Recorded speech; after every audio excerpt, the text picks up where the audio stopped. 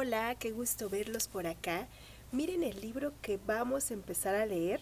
No sé en cuántas partes vaya a quedar, pero prometo dar lo mejor de mí. Esta es una novela alemana de 1967. Está muy interesante. La primera vez que yo lo leí tenía 19 años. Es de Johannes M. Simmel. Y todos los hombres serán hermanos. Pónganse cómodos y acompáñenme porque ya verán que los va a atrapar. Este libro es una novela, pero se basa en hechos verídicos. Trátase aquí de muy diversos acontecimientos en los que se vieron y se ven complicadas muchas personas. Quien escribe una novela tiene el derecho de condensar numerosos sucesos en unos cuantos típicos, y lo mismo puede hacer con los personajes. Nombres, lugares, fechas e instituciones que se citan en este libro, salvo lo realmente histórico o contemporáneo, fueron inventados por mí, JMS. Exige la esencia del hombre que no exista conflicto humano que se desarrolle en un solo individuo y que pueda quedar limitado a ese individuo. Evidentemente, todos nosotros formamos una comunidad tan estrecha que lo que a uno le sucede, también en cierto modo le sucede al otro. La palabra de Caín, ¿soy yo acaso guarda de mi hermano?, no solo es la preparación de mandamiento del amor al prójimo, es también la comprobación del hecho de que yo soy el hermano de mi hermano y por tanto estoy unido a él para el bien y para el mal. Víctor Barón von Weizsäcker, 1886-1957. Primera parte. Mi hermano preguntó a su asesino cómo pensaba llevar a cabo el crimen. De un modo honorable, contestó el hindú, con un Kris malayo. Es lo más seguro y rápido. Basta un solo corte, al menos hasta ahora me bastó cada vez. Está bien, dijo mi hermano. Ambos hablaban en inglés.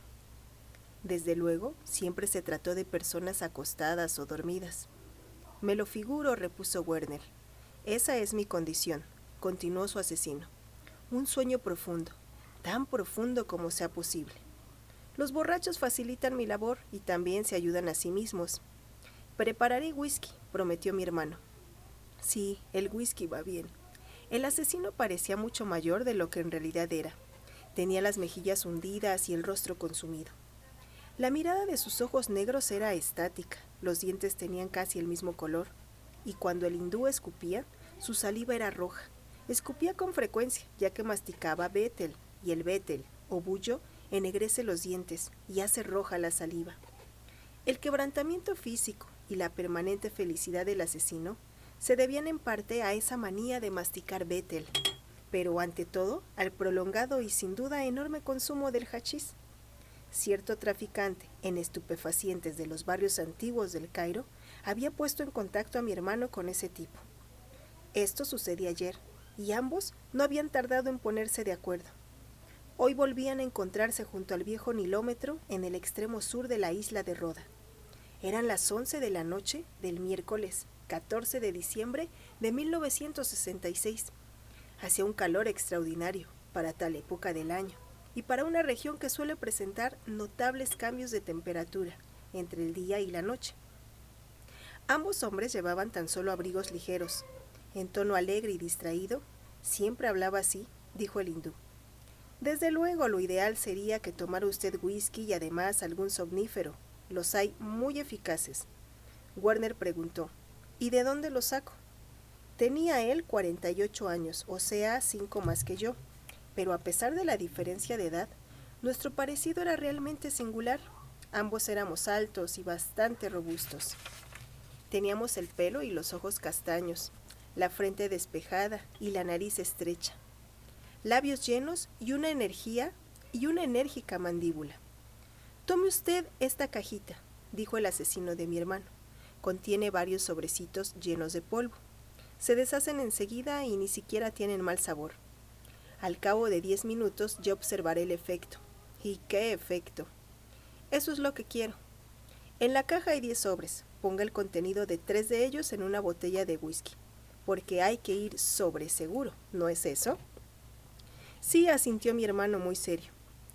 El cielo era de un azul casi negro, y las estrellas centelleaban como en el mes de agosto. La luz de la luna tenía un fantasmagórico tono verde. Verdes resultaban también las altas velas de los faluchos del Puerto Viejo.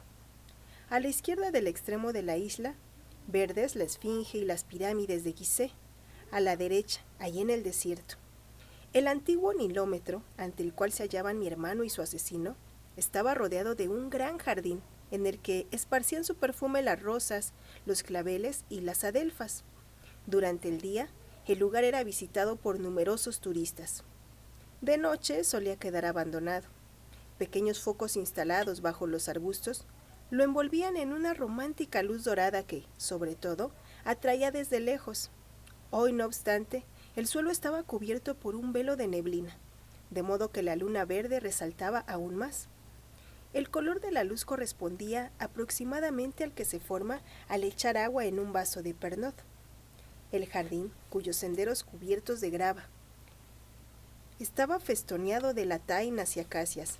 Era llano y no ofrecía obstáculos a la vista. Situándose junto al Nilómetro, no había pareja de enamorados, ronda de policía o solitario paseante que no quedara al descubierto, aunque fuera de noche.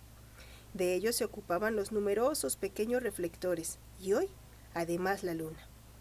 Si uno mismo no quería ser visto, tenía tiempo suficiente para bajar los peldaños que conducían al muelle, que se hallaban solo a 5 pasos del Nilómetro, y contaba con una serie de huecos y de entradas a conductos subterráneos. Estos canales estaban destinados a proteger la isla, y sobre todo su extremo. Cuando el Nilo crecía, ya que todos esos conductos evitaban la inundación e incluso la devastación de Roda. La avenida de las aguas era desviada y debilitada, hasta que acababa por abandonar pacíficamente y sin fuerza las enormes tuberías distribuidas por buena parte del interior de Roda, para desembocar en recodos tranquilos y protegidos.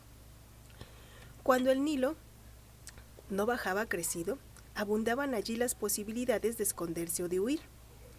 Ese era el motivo por el que el hindú elegía para sus asuntos la estrecha franja que se extendía entre el Nilómetro y la pared del muelle.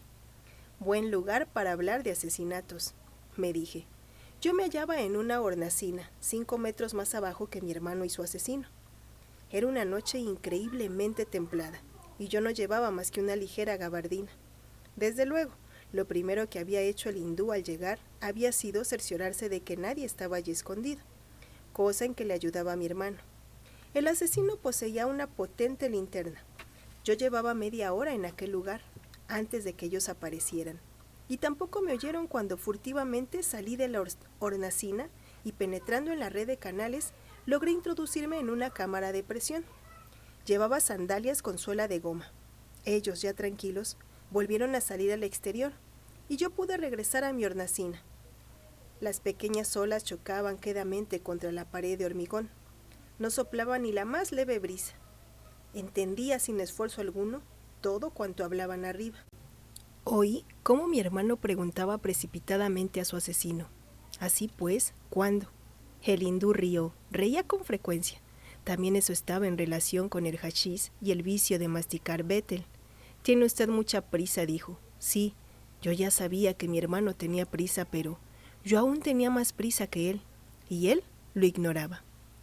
El Nilómetro tenía más de 1100 años. El califa Solimán lo había mandado construir a principios del siglo VIII, con objeto de poder controlar en todo momento el nivel del agua. No es que yo disponga de una cultura extraordinaria, pero había estado ya 2 veces en el Cairo y conocía la ciudad. Eso era todo. Además hay guías. Varios años antes había tenido ocasión de visitar la curiosa red de canales y alcantarillas que surcaba el subsuelo de la isla de Roda, y me había fijado en los puntos principales. En cuanto al Nilómetro, sabía que durante largo tiempo los impuestos a pagar y por todo aquel que poseyera o cultivara tierras fueron calculados según la altura de las aguas, dado que el Nilo era y sigue siendo la arteria vital de Egipto. En todo tiempo decidió el rendimiento de la agricultura, la medida de las inundaciones, produciendo años de opulencia y años de miseria. Un bajo nivel de 7 varas era causa de pánico. Si por el contrario, El agua alcanzaba una altura de 15 varas, eran perforados los canales de regadío, y el pueblo celebraba su buena suerte con grandes festejos que solían tener lugar a mediados de agosto. El nilómetro, que ya no estaba en funcionamiento, habiendo sido sustituido por modernos fluviómetros, consistía en un pozo rectangular de grandes dimensiones, en cuyo centro se alzaba una columna octagonal, con indicaciones en árabe antiguo. Las paredes del pozo presentaban signos cúficos, siendo más alto el muro que daba al río que los 3 restantes. En la cara interior de la pared había también inscripciones arábigas. Contra su cara exterior estaban apoyados mi hermano y su asesino. De cuando en cuando, el hindú escupía el rojo jugo de las hojas de bétel, ya fuese al profundo pozo o bien por encima de la pared que daba al muelle. Entonces la saliva iba a estrellarse justo a mis pies. «Cuando quedamos por fin», insistió mi hermano, presa de la inquietud. «Hoy es tarde», repuso el asesino. «Tengo que prepararme». «¿Mañana, pues?». La impaciencia devoraba a Werner. «Sí, mañana por la noche». «¿A qué hora?», quiso saber mi hermano, tartamudeando ligeramente. «También yo tengo que arreglar mis asuntos». El asesino dijo: «Estaré allí a la 1 en punto. Es suficientemente tarde y no demasiado tarde. A eso de las 10 habrá terminado usted de cenar. A las 11 empezará a tomar whisky y 2 horas más tarde le prestaré un magnífico servicio». «¿Cómo entrará en el hotel y cómo saldrá?». «Eso ya no es de su incumbencia», contestó el feliz hindú, soltando otra de sus risitas. «Sin embargo, quisiera saberlo». Mi hermano hablaba con extraña agresividad. «Yo también quisiera saberlo», pensé desde mi hornacina. «¿O no me lo quiere decir?». «Sí, hombre, sí», dijo el hindú, escupiendo por encima de la pared, de modo que por poco me mancha las sandalias. «Entraré por el garage subterráneo de su hotel». Referíase al Hotel Imperial. El Imperial se halla en la Nile Corniche, a la derecha del río, unos 200 metros más allá del puente de Semiramis, que conduce a la más septentrional y mayor de las islas que comprende la ciudad, Geziré. Es esta la parte más elegante y residencial del Cairo. Delante del Imperial crecen a ambos lados de la espléndida avenida, que tanto recuerda la Croisette de Cannes, soberbias palmeras, jacarandas, algarrobos, lotos y otros árboles. Desde las habitaciones que dan a la fachada delantera del hotel, se disfruta de una maravillosa vista sobre los árboles. La corniche, el embarcadero de las grandes motoras cubiertas de cristales que realizan excursiones por el Nilo, el cercano Shapir y todo Geziré. Hacia el norte, las lujosas villas con sus parques en el centro. El Geziré Sporting Club, con la gran piscina y los campos de golf, tenis, polo, cricket y hockey. El hipódromo. Al sur, más o menos a la altura del Imperial, el fantástico Jardín Andaluz, el Hospital Americano y un precioso palacete. Este pequeño palacio había pertenecido al obeso Farouk, quien tenía allí instalada su monstruosa colección de películas, fotografías y obras de arte pornográficas, probablemente única en el mundo. Libros y otros objetos celebrando también en ese lugar sus complicadas orgías. Escondido en mi hornacina del muelle de la isla de Roda, a 5 metros de distancia de mi hermano y del asesino, pensé en aquella tibia noche del 14 de diciembre. Si verdaderamente este hindú se presenta en el hotel a la 1 de la madrugada del viernes y todo va bien, a la 1:30 podré encontrarme con Lilian en Geziré, allí junto al palacio de Farouk. Ella acudirá, de eso estoy seguro. Si el asesino era puntual y realizaba correctamente el servicio deseado por mi hermano, me sobraría tiempo para todo lo que yo tenía que hacer. Claro que podían surgir muchas complicaciones, pero en eso más valía no pensar. Tenía trazado mi plan, el último que llevaría a cabo. «¿Y por qué a través del garage subterráneo?», preguntó Werner. Hasta mí llegó el aroma de un cigarrillo. Mi hermano solía fumar cuando estaba nervioso. Ya me había extrañado no percibir antes más el olor que el del agua, y en modo incierto y fugaz, el de las rosas, acacias y claveles. «Conozco bien ese garage», dijo el hindú, que no fumaba. al menos mientras masticara Bethel, y tampoco estaba excitado. Pero la entrada y la salida de coches están vigiladas durante toda la noche, objetó mi hermano, hablando muy deprisa. Además, allí siempre hay mecánicos y lavacoches. Yo lo he visto. Sin hacerle caso, continuó el asesino profesional. Hay un pequeño ascensor. Exactamente. El ascensor había sido construido para los clientes del hotel que, una vez dejados sus coches en el garage, no quisieran salir de nuevo a la calle para entrar en el edificio. Y al lado del ascensor hay una puerta que conduce al exterior. Sí, asintió mi hermano. Una puerta de hierro, pero de noche está cerrada. Mañana por la noche no lo estará, explicó el hindú con una risita. Conozco a uno de los lavacoches. Bien, eso me tranquiliza, dijo Werner. Y a mí también, pensé yo. De nuevo oí la voz de mi hermano. El número de mi suite. Pero el hindú le interrumpió bruscamente. El 907, ya lo sé de sobras. También me ha explicado cómo es y dónde está. ¿Algo más? No, creo que eso es todo, murmuró Werner con cierta inseguridad. Faltan las 3,000 libras, dijo el asesino, empezando a reírse como si alguien le hiciese cosquillas. Werner también rió. Tenía diversas maneras de reír, yo las conocía todas. Ahora reía de miedo. Una risa breve, seguida de un desagradable silencio. De repente volví a percibir el aroma del tabaco y sentí temor. ¿No sería capaz de retroceder ahora mi hermano? ¿Qué pasaría si de pronto rechazara a su asesino? Si no le pagase. En tal caso, Werner seguiría con vida, y mi último plan habría fallado. ¿Y yo? Disculpe usted, dijo mi hermano allá arriba. Lo había olvidado totalmente. Es lógico que, en un caso como este, se pague por anticipado. ¿Y dónde está el dinero, amigo? La voz del hindú sonó autoritaria. ¿Aquí? Gracias, amigo. Bien, pero ¿qué? ¿Qué certeza tengo de que usted, una vez se vea con el dinero, no escapará? Yo no tendría con qué acusarle. ¿Por qué no creerá usted que voy a ir a la policía y decir, señores, mi asesino me ha dejado plantado? La frase constituyó un nuevo motivo de diversión para el hindú que rió cloqueando.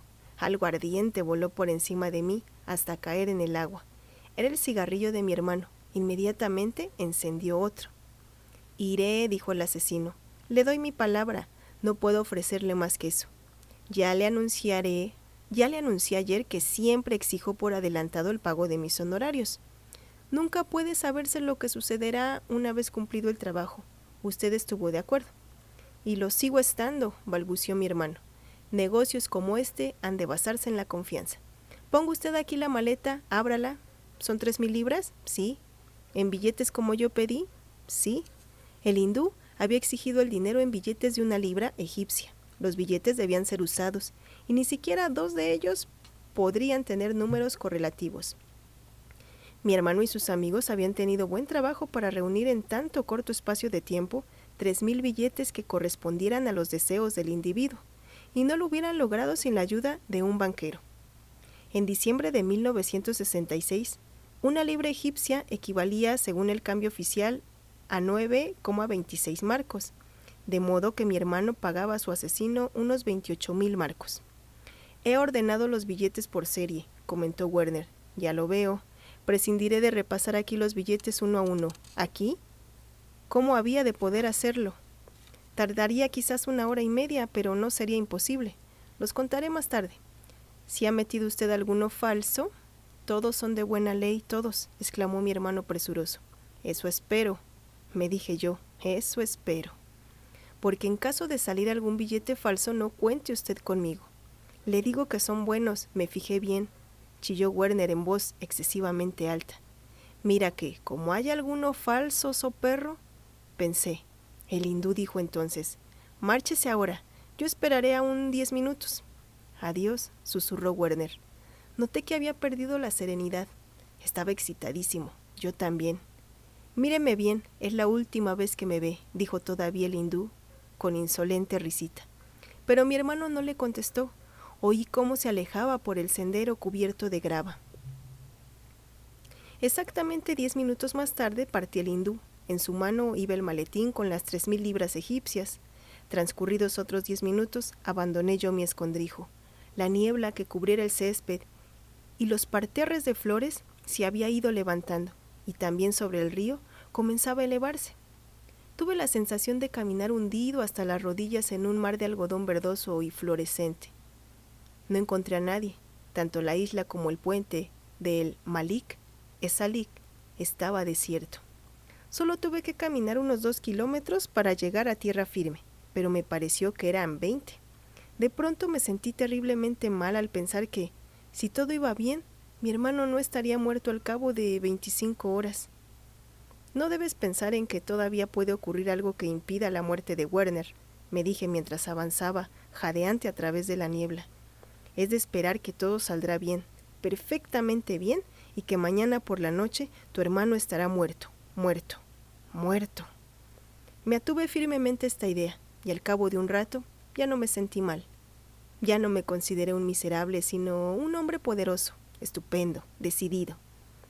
De pequeños, mi hermano y yo habíamos tenido durante años enteros un aya.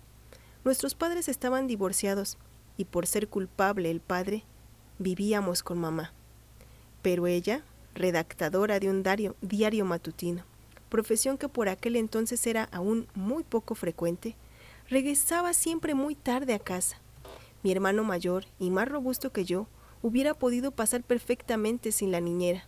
Yo, en cambio, la necesitaba y estaba muy encariñado con ella. Procedía de la Alta Silesia y se llamaba Sophie Kakmarek.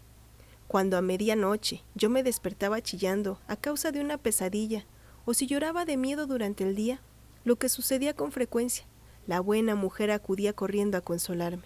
Entonces me sentaba sobre sus huesudas rodillas y pasaba sus manos callosas por mi pelo, diciendo en el duro alemán de su región: «Piensa en algo bonito, hijo, piensa en los angelitos». Yo pensaba en los angelitos y efectivamente el miedo desaparecía al poco rato. Esto mismo se me ocurrió cuando yo caminaba por entre la niebla y creí oír la voz de Sophie: «Si piensas en algo bonito, el miedo se irá por sí solo». Lo más bonito en que podía pensar aquella noche de diciembre era que, 25 horas más tarde, mi hermano ya no existiría. A la 1:01 de la madrugada del día 16 de diciembre de 1966, se abrieron lentamente y casi sin ruido las 2 puertas de la suite 907. En el 9º piso del Hotel Imperial. Las habitaciones de mi hermano daban a la fachada principal de la casa, o sea, a la Nile Corniche. Las pesadas cortinas de hilo estaban cerradas, tanto en el saloncito como en el dormitorio. Al otro lado de la alcoba se hallaba el cuarto de baño, donde me encontraba yo, escondido detrás de la puerta abierta, justamente enfrente del espejo del lavabo, pero de momento el espejo permanecía a oscuras. Oí cómo se cerraba con todo cuidado la puerta exterior del departamento. Seguidamente sonó una aguda risita, y pensé: por lo visto el bueno de Werner ha comprobado la legitimidad de cada billete. Además, su asesino es realmente puntual. El hindú había acordado con mi hermano que la puerta interior de la suite, la exterior no tenía cerradura, estaría abierta. Ahora penetró en el salón. Todo en él era rapidez y flexibilidad. También permanecía abierta la puerta entre la alcoba y la salita, de modo que a través del espejo del cuarto de baño pude ver el súbito resplandor de la linterna y también al asesino. Se cubría con un abrigo negro y abrochado hasta el cuello, dado que el individuo fue iluminando todos los rincones del saloncito con su linterna y que había allí varios espejos. Yo le veía perfectamente desde mi escondrijo. Tenía la cara pálida, sus mandíbulas masticaban algo y sus ojos brillaban de loca felicidad. Sin duda trabajaba especialmente bien cuando estaba embriagado, y al ver que daba verdaderos saltitos, quité por si acaso el seguro de la Police Especial 38, que yo sostenía en mi mano izquierda. Dicho sea de paso, soy zurdo. La pistola iba recubierta por un silenciador de 20 centímetros de largo. Desde un principio había confiado en no tener que usar ningún arma, pero por razones de seguridad había adquirido la pistola el día anterior, en una sucia calleja cercana a la mezquita de Ibn Tulun, donde asimismo me habían vendido el silenciador y las municiones, que ahora llevaba en los bolsillos. El vendedor me había dejado probar el arma y el silenciador en el sótano de su casa. Cualquier botella de champaña torpemente descorchada haría más ruido. Viendo el extraño ballet que el hindú ejecutaba en el salón, siempre acompañado de su linterna, resultaba realmente tranquilizador sentir en la mano la pistola. Nunca se podía saber si un hombre, dado a los estupefacientes, iba a ser consecuente en sus planes. Y también cabía la posibilidad de que mi hermano despertase en el último momento a pensar de la cantidad de whisky y polvos somníferos que había ingerido. Además, ¿quién me aseguraba a mí que el asesino, antes de llevar a cabo su bonita labor, no repasaría toda la suite con objeto de evitarse desagradables sorpresas? Podía haber muchos imprevistos, y yo, de un modo u otro, estaba dispuesto a abandonar Egipto antes del amanecer. En el espejo se reflejó ahora el moderno tresillo del salón. Entre los cómodos sillones apareció una de estas prácticas mesillas redondas con tabla giratoria. Sobre la mesa vi un cenicero, varias cajetillas de tabaco, vasos, unas cuantas botellas de whisky y de agua, de seltz, así como un gran termo plateado conteniendo cubitos de hielo. Vi cómo el asesino se inclinaba sobre la mesita y lo contemplaba todo riendo. Se sentía envidiablemente feliz. Cuando hubo disfrutado lo suficiente con aquel caos, se dirigió con paso danzante a la puerta del dormitorio. No habiendo encendido la luz, necesitaba continuamente de su linterna, cuyo resplandor también bailaba. En el espejo del cuarto de baño, la figura se hacía cada vez mayor. El hindú debía saber de memoria el plano dibujado por mi hermano, ya que sin dilación iluminó la cama. Poniéndome las puntillas, pude seguir todos sus movimientos. Mi hermano yacía de espaldas, llevaba una pijama amarillo. Yo mismo le había desnudado y cambiado de ropa, dejando el traje y sus demás prendas sobre una silla. Al asesino pareció complacerle lo que vio. Volvió a reír estúpidamente e introdujo una mano en su bolsillo. Fue entonces cuando me di cuenta de que llevaba guantes negros de hilo. Un instante después, el hindú sostenía en el aire la serpenteada hoja de un cris. Atóse la linterna a uno de los botones del abrigo, alzó rápidamente la colcha para que le sirviera de protección y pasó el cuchillo por el cuello de mi hermano, de oreja a oreja. Por todos lados soltó a chorro la sangre, manchando las paredes, la cama y la colcha, que el hindú dejó caer, riéndose a carcajadas. A continuación, limpió el cris en la colcha, abandonó la alcoba e inmediatamente oí cerrarse sin ruido las dos puertas de entrada. Consulté mi reloj. Eran la 1:09. Por fin salí del cuarto de baño, dado que todas las cortinas estaban corridas. No vacilé en encender la luz eléctrica. Pronto la volví a apagar. La cama de mi hermano se había convertido en una laguna roja y por todas partes goteaba viscosa la sangre. El rostro de Werner estaba muy blanco y tenía aspecto de satisfacción. Un solo corte había sido suficiente. Desde luego, el hindú merecía los 28,000 marcos. Me retiré al salón y encendí las luces de la araña. Recogí el grueso abrigo de pelo de camello que dejara antes en el ropero y me lo puse. Traté de guardarme la pistola en el bolsillo, pero con el silenciador resultaba demasiado larga, de modo que quité este y lo introduje en el bolsillo izquierdo del pantalón. El arma quedó confundada y colgada de mi hombro mediante una bandolera debajo de la americana. Seguidamente me acerqué a la mesilla sobre la que había 2 botellas de Johnnie Walker Black Label. Una de ellas estaba llena, de la otra faltaba solo poco whisky. Abrí la botella ya empezada y saqué del bolsillo delantero de mi chaqueta aquella misma cajita que, la noche anterior, el hindú entregara a mi hermano llena de polvos somníferos. Entonces el pequeño estuche contenía 10 sobrecitos. Yo me pregunté, ¿cuántos sobres debía abrir ahora para echar los polvos en la botella? Mi hermano había puesto ya 3 porciones y yo acababa de comprobar el efecto causado por un solo vaso de aquel whisky. Y ahora quería repetir el experimento. No se trataba de envenenar a mi víctima, pero deseaba un efecto más rápido. El tiempo apremiaba.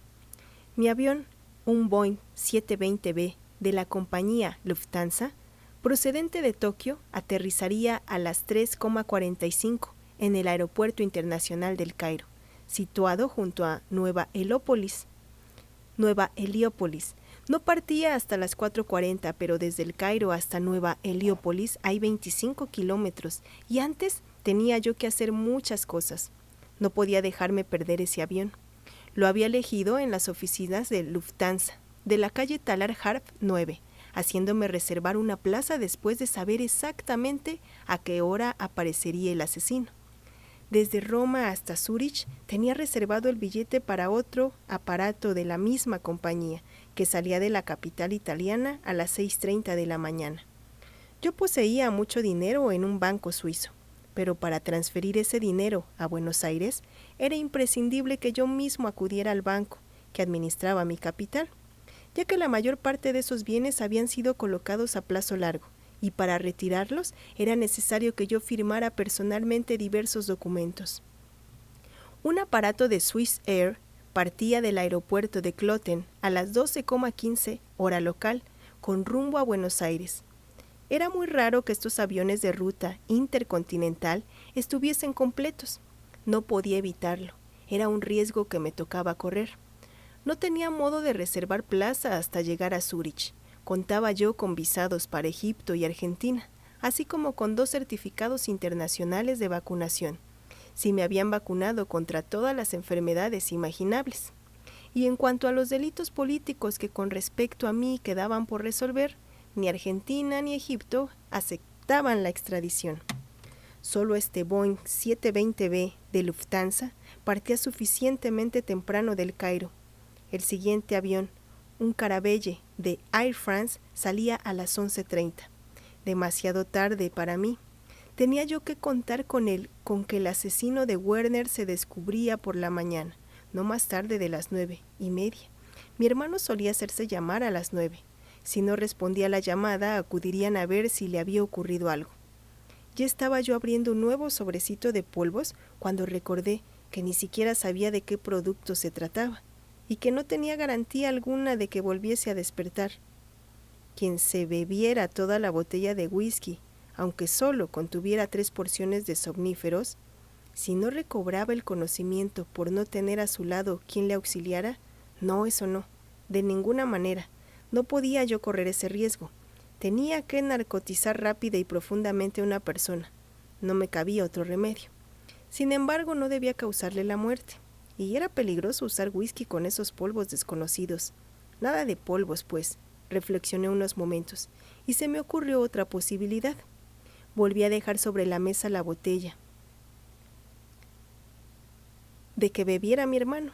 Me guardé en el bolsillo la cajita de polvos y cogí también la botella por empezar, a la que quité la cápsula de estaño con objeto de descorcharla luego más fácilmente. Esta botella estrecha y cuadrada desapareció en el bolsillo derecho de mi abrigo azul de pelo de camello. Abandoné la suite. La llevé, se hallaba introducida en la cerradura de la puerta interior. Pesaba mucho y llevaba además un colgante de latón. La saqué, cerré la puerta desde fuera, cerré también la segunda puerta y me guardé la llave en el bolsillo izquierdo de mi abrigo. El ascensor que conducía al garage subterráneo estaba en la parte posterior del edificio. El camino a recorrer era largo. Yo iba renegando en voz baja. No me interesaba utilizar los grandes ascensores que descendían hasta la entrada principal. Todo podía estropearse si me veía uno de los porteros o cualquier otro empleado. En cuanto al ascensor del garage, no había tanto peligro. Aunque aquel lavacoches, amigo del asesino, hubiese cerrado entre tanto la puerta metálica que daba a la calle, nada me costaría dar vuelta a la llave y volverla a abrir. Porque terriblemente largos eran esos pasillos que me veía obligado a seguir, y cuánta luz había en ellos. ¿Para qué tendría que ser tan grande el hotel? Hasta ahora todo ha ido bien, me dije, poniéndome en marcha. Con un poco de suerte no pasará nada. Pensé de ese modo porque, tras la muerte de mi hermano, me sentía enormemente aliviado, pero no tenía que haberme dejado llevar por tales pensamientos, aunque solo fuese por superstición. Y apenas eché a andar, sucedió algo. De pronto oí risas, voces y música. Evidentemente, en una de las suites cercanas tenía lugar una fiesta. El ruido sonaba amortiguado, pero se percibía claramente. De súbito se hizo más fuerte. A 5 metros de distancia de donde me hallaba yo, se acababa de abrir una puerta, y de ella salió tambaleante una joven ataviada con un vestido de cóctel de tonos plateados. La puerta se cerró detrás de ella. La muchacha era alta, casi tanto como yo. Tenía una hermosa cabellera rojiza que le caía sobre los hombros y unos encantadores ojos de color violeta. Era una mujer preciosa y, según pareció, estaba completamente ebria. La noche del whisky, me dije. Mi hermano muerto lleno de whisky. Whisky en el bolsillo de mi abrigo. Llena de whisky también esa bonita chica. Sin duda su embriaguez era consecuencia del whisky, ya que apenas noté olor alguno, cuando con sus pasos vacilantes fue a caer en mis brazos. Uno puede beber cantidades ingentes de scotch sin que casi se note el olor a alcohol. Todos los bebedores saben eso. El whisky es la única bebida que no delata a 10 metros de distancia. La hermosa muchacha exhalaba un curioso aroma, mezcla de perfume, juventud y piel caliente, y solo olía un poquito a whisky, por muy mareada que pareciera. Mi grueso abrigo de pelo de camello no tenía botones, sino únicamente un ancho cinturón que podía anudarse, pero yo aún lo llevaba suelto. La joven se dejó caer contra mí y apasionadamente rodeó mi pecho con sus brazos, mientras con las manos me golpeaba la espalda. La hermosa muchacha de pelo rojo como el fuego balbuceó en inglés. «Ahora te tengo otra vez, no volverás a escapar, no, lo prometiste». Jamás había visto a la muchacha y no tenía la menor idea de quién podía ser. Desde luego, no era una vulgar ramera, eso saltaba a la vista. También se veía que era rica, teniendo en cuenta las joyas que llevaba, y que estaba bebida. Caramba, qué borrachera la de esa chica. De la suite en que se celebraba la fiesta nos llegó la voz de Louis Armstrong. Oh, how I long to be in that number when the saints go marching. El juego estaba resultando demasiado peligroso para mí. Necesitaba salir de allí de una vez. Pero la hermosa muchacha tenía cogida las manos. ¿Qué pues? Claro que sí, querida, dije. Ya sabes que tengo tantos deseos como tú. Sus ojos se llenaron de una dulce locura. Me confundía con algún individuo que había prometido complacerla. O quizás solo fuesen imaginaciones suyas debidas a la tremenda embriaguez en que se hallaba. Pero todo eso carecía de importancia. Yo tenía que salir del hotel. «Ven», dije. «¿A dónde?» Ella no se movió. Y sí, entre tanto salía alguien de la suite. «A mi habitación. Tú solo quieres engañarme y desaparecer de nuevo, pero no me enredarás por segunda vez». Diciendo esto me agarró por las solapas del abrigo y con la fuerza que le daba el alcohol ingerido, tiró de ellas con tanta violencia que me produjo un rasgón en el lado derecho. De buena gana le hubiera propinado un par de azotones esa pelirroja, pero no convenía complicar todavía más mi situación. «¿Estás loca?», susurré indignado. «Lo siento, de veras que lo siento, te compraré un abrigo nuevo». «Está bien», repetí, sintiendo cómo el sudor me resbalaba por la frente. «Creo que me voy a desmayar», dijo la muchacha. «Ojalá lo hicieras», pensé. «Voy a perder el sentido si no...» «Pues ven de una vez», gruñí arrastrándola brutalmente conmigo. Ella me siguió con paso bamboleante. En el pasillo, un reloj marcaba la 1:24. Eché a correr con la pelirroja cuya mano yo sostenía con dureza férrea. La mujer era alta y, dada su inseguridad, pesaba de modo que varias veces estuve a punto de caer al suelo por culpa de ella. «Si alguien nos ve, yo también me haré pasar por borracho», pensé, pero nadie nos vio. Alcanzamos el pasillo que recorría la parte posterior del edificio y por fin llegamos al ascensor, que conducía al garage subterráneo. La cabina estaba abajo, sin duda su último ocupante había sido el asesino. Oprimí un botón y el ascensor comenzó a subir. «¿A dónde me llevas?», preguntó la joven, que realmente era hermosa, apoyándose en la pared y respirando fatigosamente. «A mi habitación».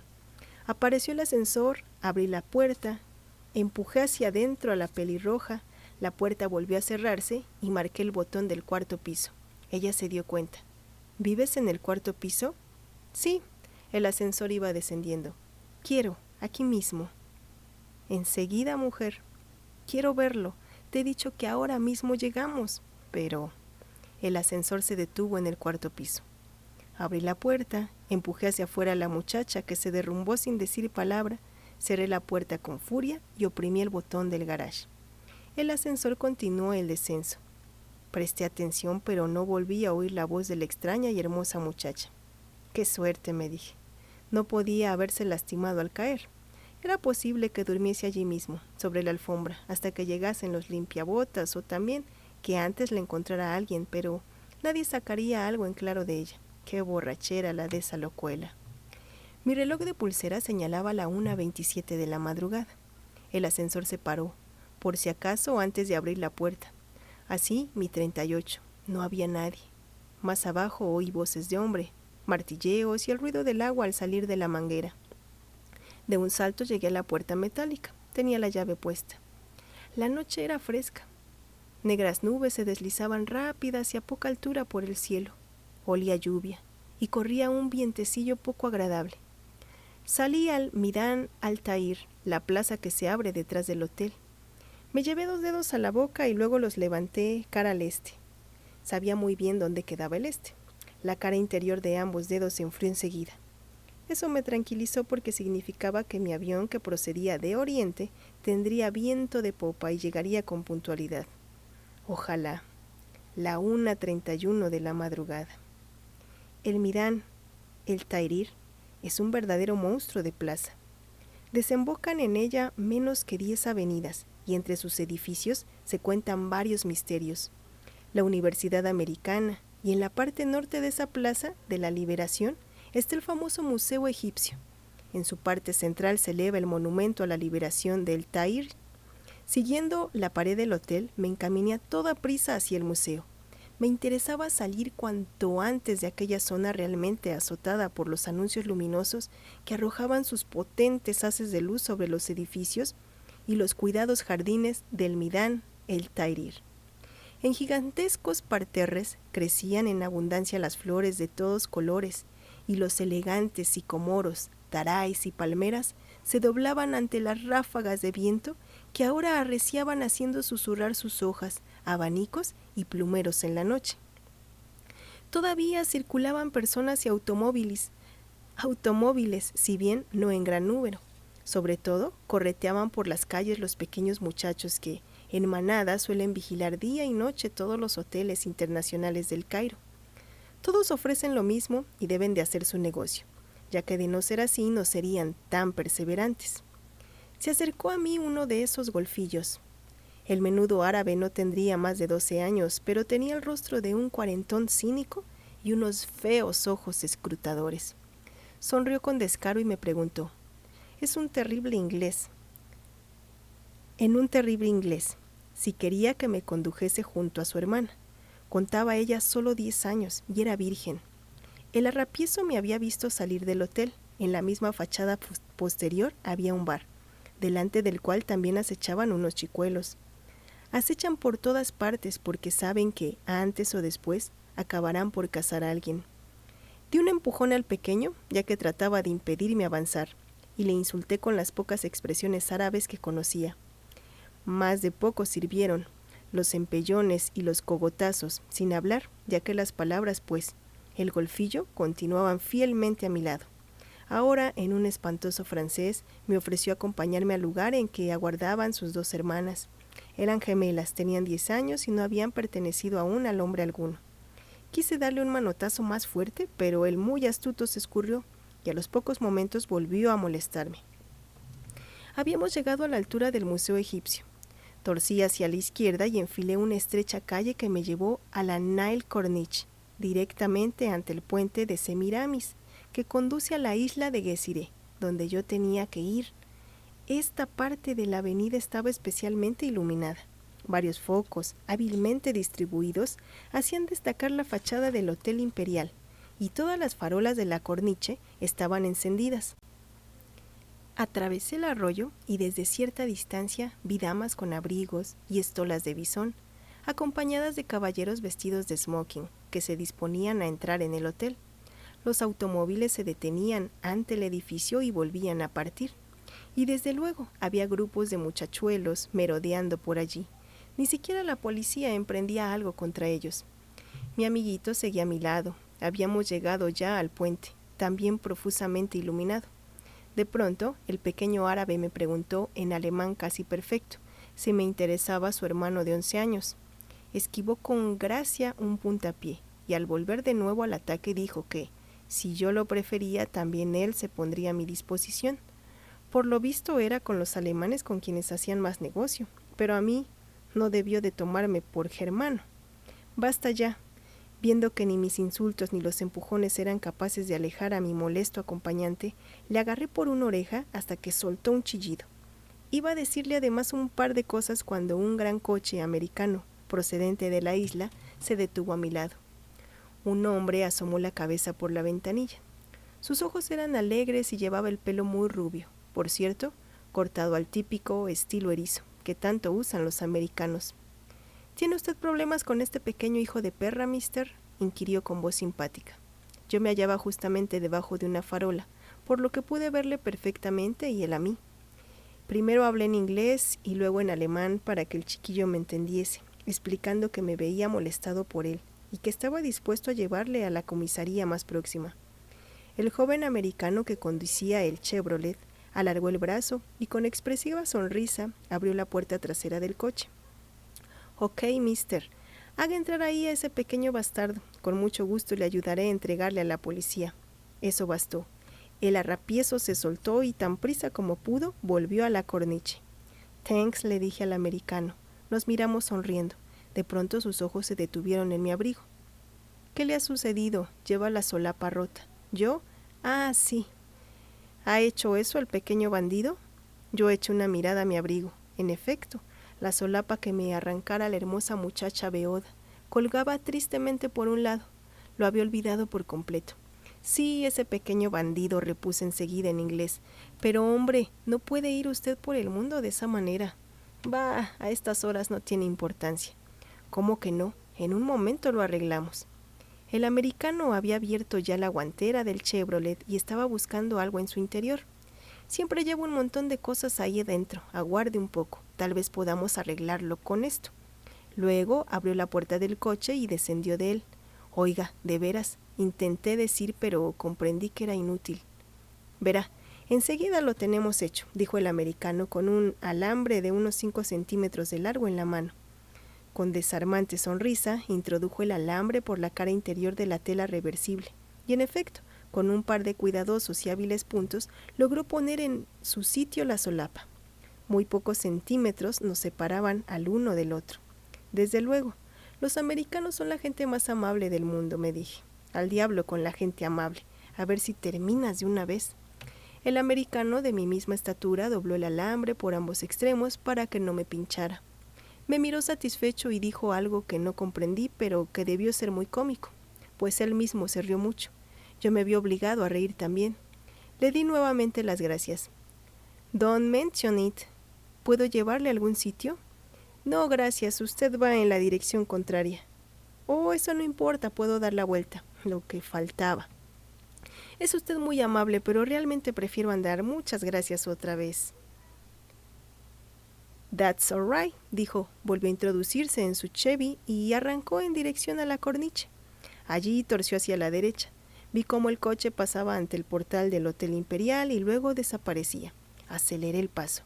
Al llegar al centro del puente, que mide 350 metros de longitud, y en aquel momento se veía fuertemente azotado por el viento, arrojé a las aguas del Nilo la llave del apartamento de mi hermano y la caja de los polvos omníferos restantes. Una vez en la isla me paré brevemente junto a la entrada del jardín andaluz para escuchar. Nadie me seguía. El jardín quedaba a la derecha. Me dirigí hacia la izquierda y avancé a toda prisa por un paseo de palmeras románticamente iluminado, en cuyo extremo se hallaba el palacete del ex-rey Farouk. La 1:52. Me encontré corriendo al mismo tiempo que mi mano cuidaba de que la botella de whisky no cayera del bolsillo. Delante del palacio, situado en la punta de la isla de la amplia avenida, partían numerosos caminos que se perdían entre bosquecillos y terrenos cubiertos de matorrales. En el paseo brillaban las farolas. Los senderos laterales, en cambio, estaban a oscuras. Yo sabía en cuál de aquellos caminos me esperaba Lilian. Se hallaba muy cerca del palacete, pero también sabía que no debía penetrar en ese camino porque me hubiera encontrado con un automóvil allí aparcado. Por lo tanto, doblé hacia la oscuridad al llegar al sendero anterior y di un pequeño rodeo entre matorrales y arbustos, antes de desembocar en el lugar acordado. Allí vi un Mercedes, negro, sin luces.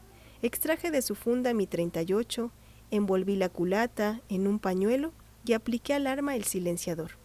Una vez hecho esto, me acerqué al coche por detrás sin hacer ruido. Antes había vuelto a ponerme las zapatillas de suela de goma. El viento jugaba ruidosamente con las ramas y las hojas y ello me convenía. Antes de alcanzar el automóvil me arrodillé y avancé a gatas hasta la puerta delantera izquierda del mismo. Entonces levanté muy despacio la cabeza hasta descubrir a Lilian. Se hallaba ésta en el asiento delantero derecho y tenía la vista clavada en la avenida. Esperaba, tal como habíamos acordado. Lilian llevaba un abrigo de piel de leopardo. Sus largos cabellos eran tan negros como sus ojos de espesas pestañas. Tenía los pómulos salientes y la boca grande de labios llenos y sensuales. Y pensé que en toda mi vida solo había querido de veras una mujer y que siempre la seguiría amando. Esa mujer era Lilian, ya que allí me aguardaba. Creo además que nunca la he querido tanto como en aquel momento en que de pronto me enderecé y abrí de golpe la puerta del coche. Lilian volteó la cabeza conteniendo un grito en la oscuridad. No pudo ver mucho, únicamente que me metí en el auto y me sentaba al volante. «Gracias a Dios, querido», dijo sin aliento. «¿De modo que todo fue bien?» Yo ya temía que... Pero no pudo seguir porque golpeé su cabeza con la culata de mi revólver envuelta en el pañuelo. Procuré no hacerle demasiado daño, pero necesitaba que no estuviera en condiciones de chillar ni de forcejear conmigo y clavarme las uñas en la cara. El primer golpe la hizo caer hacia adelante. Lilian emitió un gemido. La cogí por los pelos y volví a pegarle, esta vez contra la barbilla y con mi propio puño. Había dejado la pistola sobre el borde del cuadro de mandos. Inmediatamente me incliné sobre la muchacha y con la mano izquierda mantuve cerrada su boca. Con la derecha saqué de mi bolsillo la botella de whisky y con ayuda de los dientes arranqué el corcho. Oprimí las aletas de la nariz de Lilia con el pulgar y el índice de mi mano izquierda. Su cuerpo intentó rebelarse. Al fin abrió la boca. Necesitaba respirar para no ahogarse. Era lo que yo había esperado. En el acto introduje en sus labios el cuello de la botella de whisky y cogiéndola de nuevo por los pelos, estiré hacia atrás la cabeza de Lilian. Seguidamente me arrodillé sobre su asiento entre sus muslos abiertos. El abrigo de leopardo se había abierto y vi que el vestido de lana verde que asomaba por debajo estaba roto. Lilian trató de defenderse, sacudió fieramente la cabeza y sus miembros se movieron de un lado a otro. El vidrio de la botella chocó contra sus dientes, pero yo ya había levantado suficientemente el frasco y el líquido fue cayendo en la garganta de Lilian. Como es de suponer, el whisky también resbaló por su barbilla y su ropa, y ella quiso escupir y dio muestras de sentir terribles náuseas. También yo quedé mojado.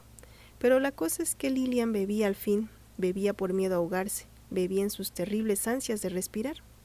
Cuando me di cuenta de que perdí el conocimiento, retiré enseguida la botella. No quería asfixiarla. La observé atentamente, siguiendo su estertorosa respiración y su lucha por conseguir aire, su rostro contraído con la boca abierta. Me recordó la primera vez que la tuve desnuda en mis brazos, jadeando también, luchando por respirar, con expresión de martirio en su rostro cuando se acercaba el momento culminante. Eso había sucedido hacia una eternidad, muchos años antes. Pero siempre, cada vez que la invadía la máxima sensación de placer, parecía sufrir terriblemente. Ahora se incorporó ligeramente. Sin pérdida de tiempo volví a echar hacia atrás su cabeza y de nuevo introduje en su boca el cuello de la botella. Ella se atragantó y empezó a toser. No tuve otro remedio que taparle la nariz como en un principio y hacerla beber. Súbitamente percibí música, cuya procedencia en aquel momento se me antojó misteriosa, y la nostálgica voz de Doris Day, When I heard that serenading blue. Desde el primer día, esa había sido nuestra canción, y aún continuaba haciéndolo. Yo me dije que no debía perder la serenidad por una melodía, precisamente en una hora tan crucial, pero la voz de Doris Day, los violines y la batería siguieron sonando en mis oídos y no pude evitar escucharlos. When I heard that serenading blue, I'm somewhere in another world alone with you. Lilian trató de defenderse, si bien con menos fuerza que la vez anterior, y yo la hice beber, beber, beber. Sharing all the joys we used know many months ago. Llegué a temer que no bastase el frasco, pero bastó. De repente Lilian cayó hacia la derecha contra la ventanilla. When I heard Serenade in Blue. Yo me senté de nuevo al volante, dejé resbalar al suelo la botella vacía y empuñé otra vez el arma. Los ojos de Lilian estaban abiertos, pero de ellos casi solo se veía lo blanco. Balbuceó alguna cosa. Su maquillaje se había corrido, llevaba todo el cabello revuelto, su abrigo estaba pegajoso y el vestido, además de rasgado, mojado en la parte del cuello. Just like the theme of some forget melody in the album of my memory. En mis oídos la voz de Doris Day, los violines, la batería, una trompeta llena de melancolía. No, yo no estaba loco. No estaba loco, y solo escuchaba la canción porque amaba a Lilian, solo a ella, me dije, y la golpeé otra vez, en la barbilla con la culata de mi pistola. Eso fue decisivo. Su cuerpo se escurrió más y ya no se movió. Al prescindir de somníferos no me había quedado otra solución. Horas más tarde, cuando cediesen los efectos narcotizantes del whisky, Lilian despertaría sin necesidad de auxilios ajenos. Era mujer resistente en cuanto a la bebida. No existía el peligro de que sufriese una intoxicación por alcohol. No mejor, sin somníferos. Este método había sido el único seguro, para ella y para mí. It seems like only yesterday, a small café, a crowded floor, and as we danced the night away, I heard you say, forevermore. Apliqué al oído el pecho izquierdo de Lilian y le tomé el pulso. Todo bien. Calculé la posibilidad de desplegar el asiento y transportarla acostada, lo que quizá fuera mejor en su estado actual. Pero entonces comprobé que el fondo del coche estaba lleno de maletas y bultos. Caramba, lo había olvidado. No solo el portamaletas iba completamente cargado, sino también los asientos posteriores. Así pues, sujeté a Lilian con un cinturón de seguridad, con el fin de que no pudiera caer hacia adelante, y esperé un cuarto de hora para cerciorarme de que no despertaba. En esos 15 minutos escuché canciones y melodías y pensé mucho en el pasado. ¿Cuánto pasado? And the songs become a sign, forevermore become goodbye. Nada de somníferos, Lilian, despertarás por ti sola. Yo no te he matado. Se dice que el hombre siempre mata aquello que ama, pero yo no, Lilian, yo no. So tell me, darling, is there still sparks? Oh, only lonely ash of the flame we knew. Solo cenizas perdidas de aquella llama que tú y yo conocimos. Should I go wishing in the dark, serenade in blue? Lilian no recobró el sentido. El alcohol hacía su efecto. Eran las 2:17 cuando puse el motor en marcha. Encendí los faros y arranqué. Si la policía nos detenía, podía ver inmediatamente que Lilian solo estaba ebria. Yo diría que la llevaba a su casa. Su cabeza se tambaleaba de un lado a otro cuando recorrí la avenida, bordeada de palmeras en dirección al puente de Semiramis. Solo borracha, mi pobre Lilian. El coche apestaba a whisky. Era un coche alquilado por ella. And as we danced the night away, I heard you say forevermore. Para siempre, para siempre. Señoras y caballeros, en nombre de nuestro capitán y de toda la tripulación, les doy la bienvenida a bordo del Boeing 720B. Volamos a una altura de 9,000 metros con una velocidad de 900 kilómetros por hora. A las 5:45 hora local, aterrizaremos en el aeropuerto de Roma. Les deseamos un buen viaje. La voz de la azafata resonó otra vez en lengua italiana e inglesa, a través de los altavoces de a bordo, y luego apareció en persona. Era una muchacha de cabello castaño y ojos de corza. En el Cairo había cambiado todo el personal del aparato. La azafata era muy joven y se le veía descansada y activa. Llevaba consigo una lista de pasajeros. Yo viajaba en primera clase. Esta se hallaba en la parte anterior del aparato. La clase turista, que ocupaba casi el triple de espacio, quedaba separada mediante una cortina. En primera solo íbamos 4 pasajeros, 2 japonesas ya de cierta edad que vestían costosos kimonos, un sacerdote negro de pelo canoso y yo. Aparte de mí, en el Cairo no había subido al avión ningún otro pasajero de primera clase.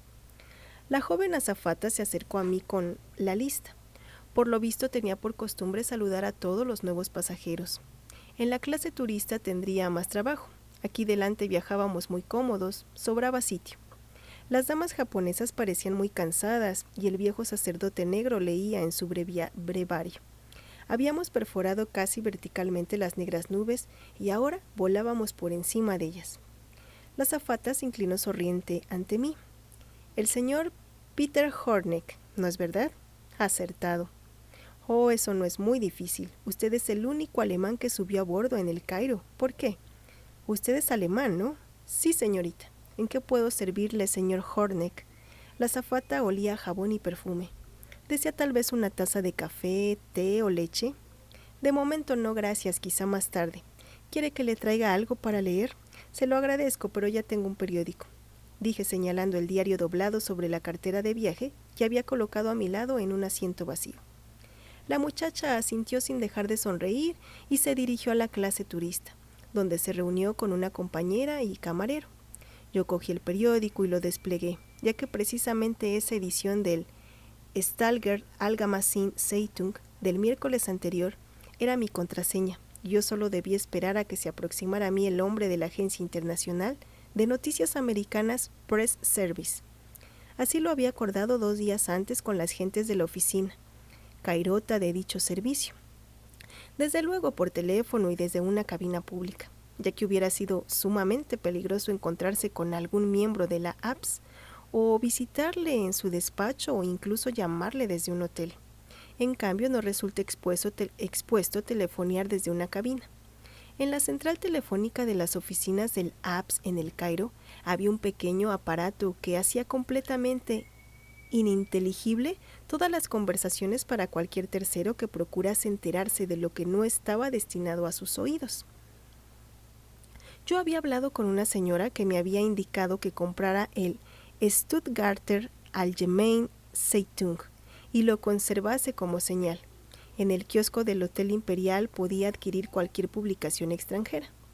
Como comprenderá, el material no puede sernos entregado en zona de soberanía egipcia, dijo la voz femenina del AEPC.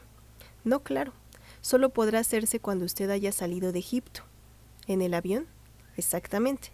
Nuestro hombre viajará también en él, desde luego. Usted tendrá que volvernos a llamar para decir qué avión toma. Fíjese en que nuestro hombre llevará como contraseña aquella partitura de la 9ª Sinfonía de Beethoven que le pertenece a usted. ¿Mi partitura? Sí, la que recibió como regalo de persona tan ilustre, pero ¿cómo ha llegado a manos de ustedes?, pregunté asombrado. Si yo la dejé en casa de su amigo Boris Minsky, de Frankfurt. Y su amigo Minsky se la entregó a Homer Barlow al saber la situación en que usted se encuentra. Y Barlow nos la envió a nosotros. Sin duda conocerá bien la partitura, ¿no? Barlow opinó que si nuestro hombre llevaba esos papeles como contraseña, usted confiaría en él. Boris Minsky y Homer Barlow. Me llenó de alegría oír sus nombres. Al menos no estaba solo. Ese fue mi primer pensamiento. No estaba solo. La conversación telefónica me había dado nuevos ánimos para luchar. Y había luchado con éxito, indudablemente. Reconocería en el acto mi partitura, una pieza valiosa y rara, un ejemplar de la primera edición que tuvo lugar en el año 1824, encuadernada en piel y con una dedicatoria a su majestad el rey Federico Guillermo III de Prusia. Poco me costaría comprobar, además, si realmente se trataba de mi ejemplar, dado que al momento el impresor había sufrido una equivocación. El coro final del cuarto tiempo, cuyo texto estaba tomado de la obra de Schiller, Oda a la Alegría, debía rezar así en su primera parte, según la adaptara Beethoven. Pues bien, en mi ejemplar, cuyo texto estaba escrito con la antigua ortografía alemana, o sea, con la H detrás de la T, si la pronunciación era dulce, faltaba en la segunda variación de la melodía la penúltima línea de Allmencher Werdenbruder. Yo sabía dónde se hallaba ese rata. En consecuencia, todo sería muy fácil si el hombre del AEPC venía y se sentaba a mi lado. Sí, todo sería fácil, y yo habría ganado ya mucho terreno. Es decir, estaría casi en la meta, porque entonces sería el hombre del AEPC, quien tuviera la cartera de color azul oscuro, con todo su contenido, y todo el mundo se enteraría de lo que, por un pelo, no hubiera sido jamás, lo que significaba que, por una vez, el vencedor había sido yo, y no mi hermano. Su muerte aún no significaba mi triunfo, solo cuando la agencia de informaciones AEPC pudiese divulgar y demostrar lo sucedido, sería seguro que por fin mi maldito hermano había perdido la batalla y no yo. Así es, llegamos hasta la página número 34. ¿De cuántas? Hicimos una hora. Te voy a decir el total de páginas que son para que veas lo que nos espera. 716 páginas. Aquí los veo en el siguiente video y muchas gracias por haber llegado hasta acá.